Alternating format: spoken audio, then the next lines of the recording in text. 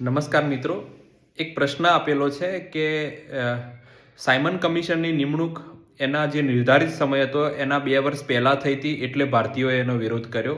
અને બીજું વાક્ય એવું આપ્યું છે કે સાયમન કમિશનમાં ફક્ત 2 ભારતીયોનું પ્રતિનિધિત્વ હતું, એટલે ભારતીય લોકોએ એનો વિરોધ કર્યો.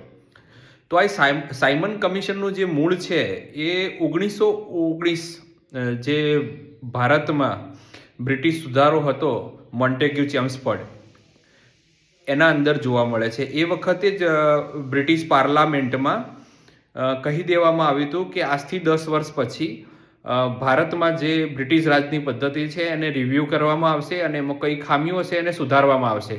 તો એના અંતર્ગત 1927માં સાયમન કમિશનની નિમણૂક થઈ. એ સાયમન કમિશનના જે હેડ હતા એ જોન સાયમન હતા. અને જે ભારતમાં વિરોધનું જે કારણ હતું એ ફક્ત ને ફક્ત પ્રતિનિધિત્વને લગતું હતું કે ભારતનો જ વહીવટ કરવાનો હોય અને ભારતના વહીવટ કરવામાં જો ભારતીય લોકોને ના પૂછવામાં આવે તો પછી સાચો વહીવટ કઈ રીતે મળી શકવાનો હતો. આ કારણે સાયમન કમિશનનો વિરોધ કરવામાં આવ્યો હતો. જેથી પહેલું વાક્ય જે છે કે તેની નિમણૂક 2 વર્ષ પહેલાં થઈ એ વાત સાચી, પરંતુ મેન કારણ એ નહોતું અને એના કારણે વિરોધ પણ નહોતો થયો. એટલે પહેલું વાક્ય ખોટું છે.